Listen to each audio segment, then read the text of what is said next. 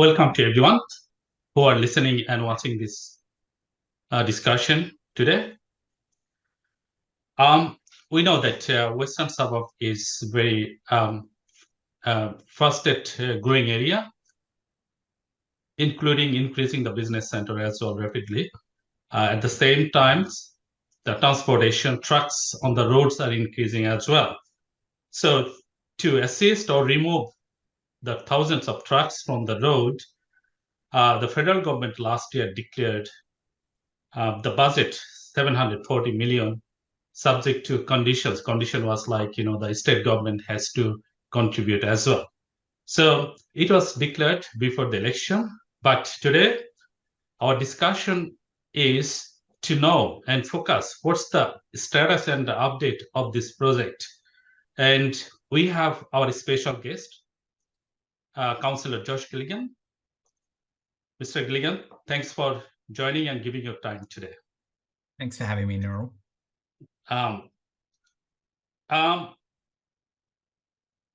We know that I have recently seen, Josh, your one of the posts on the Facebook that you mentioned in there that this project is uncertain due to failure of the Commonwealth and state governments because they did not work closely with the private sector to make it happen.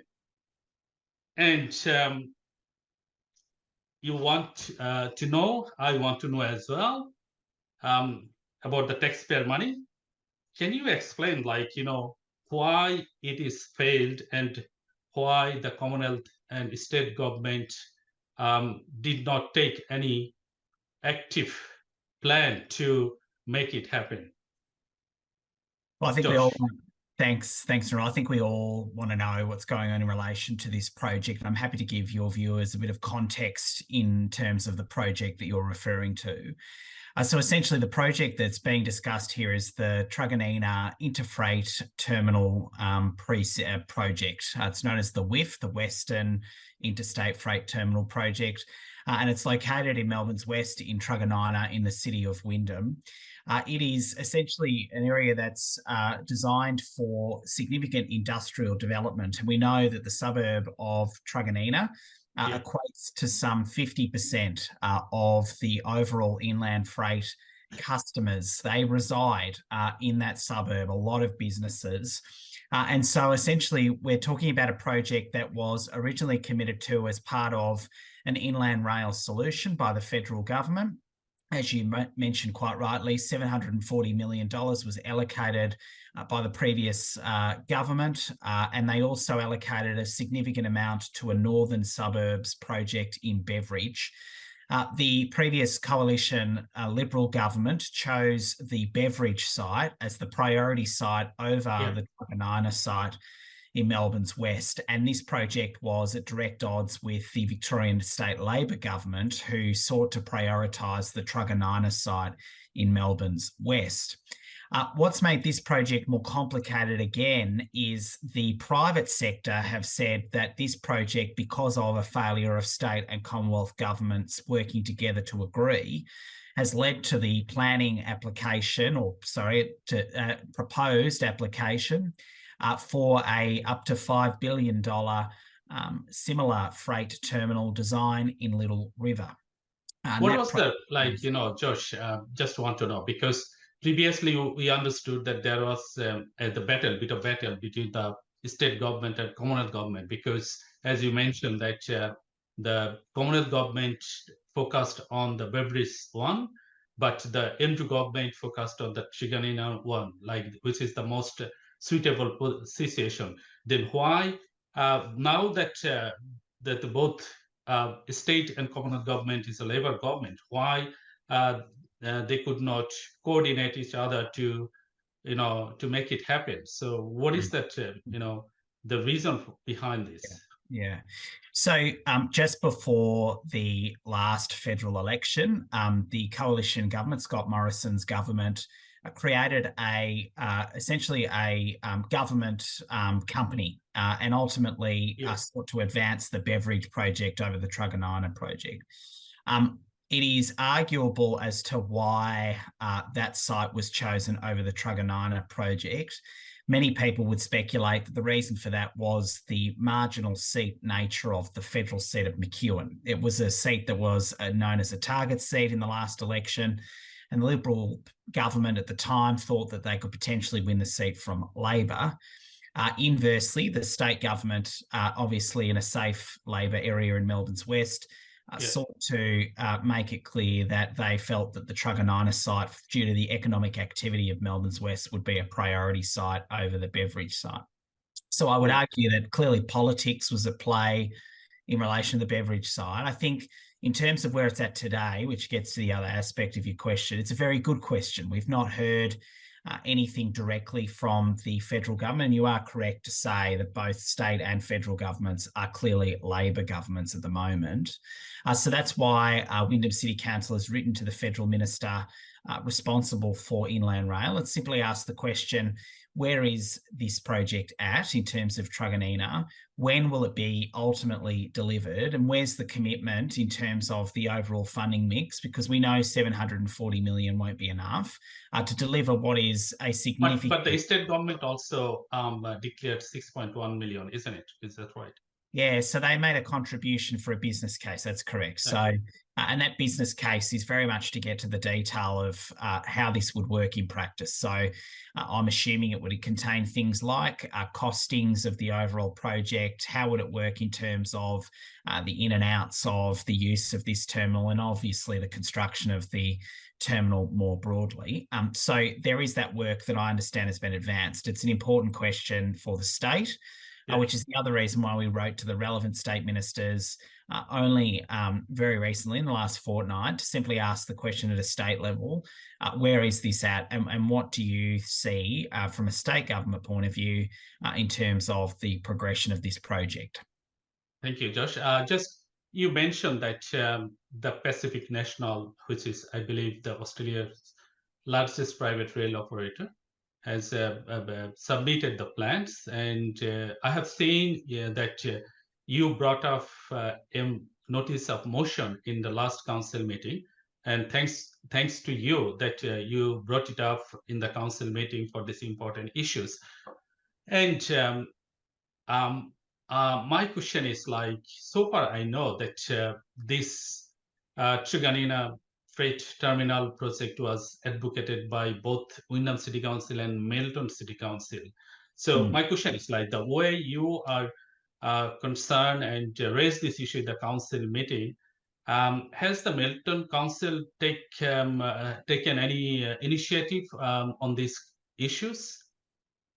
I'm not too sure whether or not Melton has taken a more contemporary position, but of course they hold the same position as Wyndham City, namely that they would be for the project. Yeah, I understand. Thank you very much. And another question is, if the application is approved, by that, I know that based on the council decisions that. I believe you have submitted already, because it was mentioned within 5 days. You have submitted, you have written 3 different ministry. So after that, even, if it is approved by any chance, what is the council or your next move? Like, I believe that after that, it will come to the council. Am I right? If you could just explain for that audience, please. Yeah, so look, I'll explain the process in broad terms. You have to bear with me. So essentially, how this works is there are a series of planning approvals that would be required for the proposed application in Little River.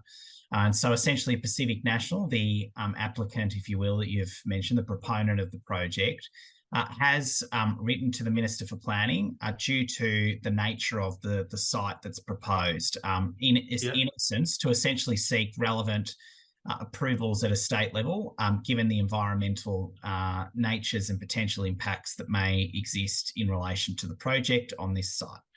So the only thing that's currently live that's being considered by any tier of government on this particular application is simply whether or not an environmental effects standard should apply. So in other words, should there be rigorous consideration of if this project were to proceed, what would be the impacts, and ultimately to form a view at a state level about whether or not such a statement is required or not. So there is no live permit application that is being considered by council. There is also a question about whether it would ever come to the council, and that would depend on whether or not the state deem this project to be of statewide significance. And I suspect it would be considered that given the size and scope of the project. So, of course, on that premise, I guess I do also need to be really clear that I do have a duty as a responsible authority to be clear that I don't have a view either way in terms of any specific permit or planning application. The statement was really about making sure that the community are adequately consulted and that council has formed a view that the project should have the most rigorous of standards applied to it. And so that will ensure that the people of Little River and Wyndham more broadly, should they be interested in viewing this matter, will have the best information available to them. And ultimately, that will mean that the minister must grant that statement. And so what we've said as a council is that essentially we want, given the nature of this project, the size and significance of it, and where it's located, that the minister does grant the most highest of standards to be applied to it to essentially determine whether it is an appropriate project. But more importantly, that the community is consulted in terms of the inquiry that would apply through this procedure. So council's really said that we support an EES, an environmental effects statement, and now we're waiting for the minister to respond. And that could be a month or 2 months or 3 months. It will really depend, Nurul, on what that response is in terms of the next steps for council. Yeah, I understand. Yeah, but you know that Pacific National Chief Executive Officer Paul also mentioned. I have read it in the newspaper that he mentioned that since their lease is running out, existing one, and they don't have any options except to build this hub in the Wyndham side of yes, what it calls Little River. Little River. Sorry, yeah. So isn't it like their argument is this can be is a complement of any future terminal rather than jeopardize it. So how do you respond to that? Like Yeah. Look, I mean, I certainly understand from the private sector's point of view, particularly Pacific National, the argument that they're making. They're essentially saying, Nurul, that they have to get out of Dynon Terminal, which is a significant terminal for them and ultimately deals with a lot of the inland rail. And as the inland rail is ultimately completed, there is a whole heap of economic activity and benefits, getting more trucks off the road, getting more of our freight goods through rail as opposed to trucks on the road. And there's all the carbon emission and environmental benefits that come with that. And I don't think, at least, I certainly don't speak for my colleagues. I appear in my own capacity here in the sense that I see all of the merits of what they're suggesting. The problem in my mind is that they've had to select a site because of state and Commonwealth failure to give them certainty in relation to the Truganina site. This is a site that's been designated by state and Commonwealth governments. They have invested taxpayer money in determining that they are the best sites in terms of inland rail. All of the experts in the field says that it's the best site. Yes, and especially the key stakeholders, Port of Melbourne also supporting it. Absolutely. And so there is alignment between Pacific National, Wyndham City Council, Melton City Council, the state and Commonwealth governments undoubtedly around the Truganina side. And like them, we want certainty too. And so this really is a huge catastrophic failure of government in terms of state and federal governments in delivering a commitment that they had made and ultimately honouring it. If you take an example of the state government's Victorian freight plan, the business case that you referred to earlier, the 6.1 million or thereabouts, there was a commitment to advance this project by 2025. Now, we know that they've got to get out of Dynon Terminal as part of the commentary that they've raised publicly for the need for this terminal by around 2029, 2030 from memory. And so in the absence of any commitment, any strong and clear and unequivocal commitment by the federal and state governments, Pacific National is essentially left to fend for itself. And so it is a catastrophic failure because, of course, this is a very important sector to Victoria's economy, and they go into the level of economic activity and benefit that they provide in terms of the gross state product for our state. Yes. So there are a lot of important factors involved. So because most of them you covered, in addition, as you mentioned, that 50% of interstate freight rail customers are located in Truganina. Yes. Then and it would because in the report it says it would create 2,000 direct jobs and 39,000 indirect jobs as well. In addition, you mentioned as well that 20% greenhouse gases emissions is from transport, of which 85% is coming from road transport.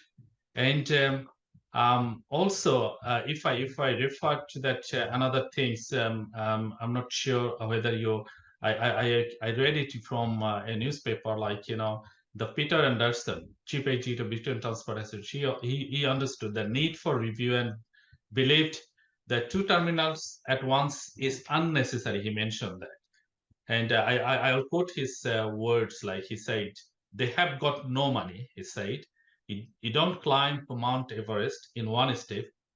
You need to go through it in stage by stage." So he mentioned that, like since there are 2 projects side by side was proposing, so mentioned that one. So what I'm trying to say in here, because considering that importance, and we understand that based on that expert reports and most key stakeholders wants that Truganina should be prioritized. So under this importance factor, so in your opinion, in this situation, how the government and the state government and communal government can collaborate to make it happen?